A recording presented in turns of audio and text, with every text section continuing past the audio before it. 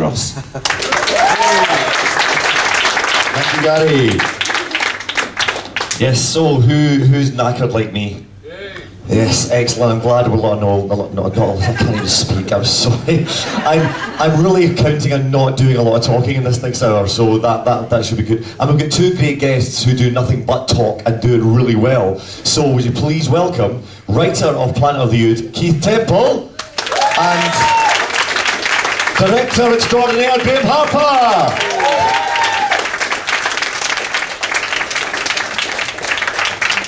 Come in, there you go, there's your microphone, you can move it over there.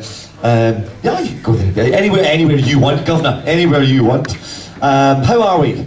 Yeah, pretty good, but yeah. So I want to point out, just for those of you who, there's no subtitles for Keith, he is a Geordie. I will speak slowly. So, yes, we're going to do something a little bit different this morning, which Graeme only found out about apparently 5 minutes ago. But we're going to sort of go through the process of script to screen and how things sort of bank out in terms of a Doctor Who script and when it actually gets what the final product means to screen for the script. Keith, you obviously, that's the starting point, you're writing it. How much information are you given at the outset in terms of what were you given in terms of what the story was required, what you wanted? Right. In the first meeting I had when I was commissioned, Russell said, I've created a nice planet for you. You have the Ood, there's a big brain, humans looking after the Ood aren't very nice. Go away and write it. It was you know, as brief as that. So he had obviously a clear idea of what he wanted me to do. And the next step was to go away and write a 3-page outline of what my story was going to be. And I wrote that after sort of crying and weeping for several days first, think I can't do it. And then they didn't really like it. So I cried a bit more. And they didn't, that's wrong to say they didn't like it. They'd asked me to introduce or bring back characters from the previous Ood story. I think Ida and Zachary, the commander of the base. And I did all that, but actually it looked as if it was going down the path of the previous story again, and we wanted to do something different, so Russell said, just get rid of them all and start afresh and create new characters. Right. And then I created what was to become the episode. You didn't like the title, did you? I didn't. I thought, Planet of the Ood, that's so boring. Planet of the Ood. And I thought, I just ignored it and changed it because I thought, it's surely a working title. It should know better than that, please. And I think I called it Severance because there was a big feature of the story was this, you know, the hindbrain and cutting it off, so I thought Severance, that sounds all right. And then I changed it to Encephalon because of the big brain. And everybody just ignored me because the notes kept coming back on your episode, Planet of the Ood, and eventually I got the point. So yeah, and then, but it works, you know, with the Planet of the Daleks, Planet of the Spiders, all these sort of classic stories. So yeah, I was pleased with it in the end. So Graeme, what stage do you come in terms of obviously you get it as a shooting script, yes, it's done, it's all evolving, it's been through its various stages, and then how much does it change from the point you get it to the when you actually film it? Is it still open to changes? Yeah, by the time I come on board, you're probably still doing probably the last draft, or there may be 2 more drafts to go. And by that I don't mean the whole thing's rewritten or changed, but there might be, they're very hard, aren't they? They're very tough on producers, and script editors are quite tough on writers in the amount of, because they've obviously got something in their mind they want that's either been missing or is not strong enough or whatever. So the writers often, tell me if I'm wrong, because I don't know. It is, you're absolutely right. And I think I had kind of a lucky ride, because I'd be going into the headquarters at Wales, and I'd meet a writer coming out who'd say, Russell was in a bad mood, he was horrible to me. And I never got that. He was very pleasant. I don't know what he said behind my back. Probably quite a lot, but to my face, and everybody else was great too. But he was very strict in things like, say, this scene is not very good. And he'd also say things like, you wrote this scene at 2:30 in the morning when you were desperate. And yes, I did, because it was true, and I've never worked with anybody who knows, you know, a writer and a writer's work and can spot when they're kind of flagging and tired. So, you know, he was very good.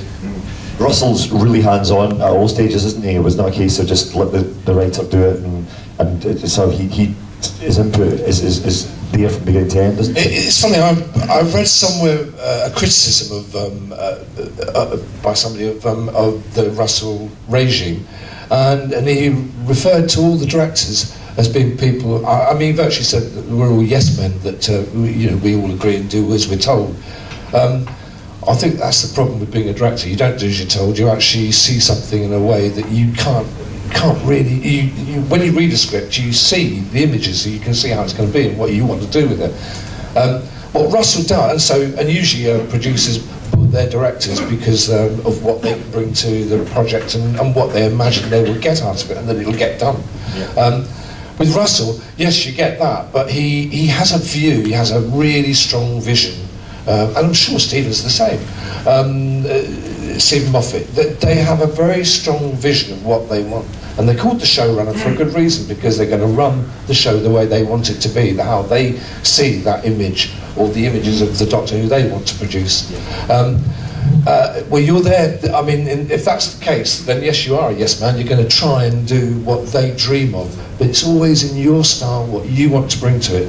I've had things rejected, but at least I was allowed to shoot them, and then they've been rejected. Unfortunately, I covered my backside with another version, so I was able. At least I think I did.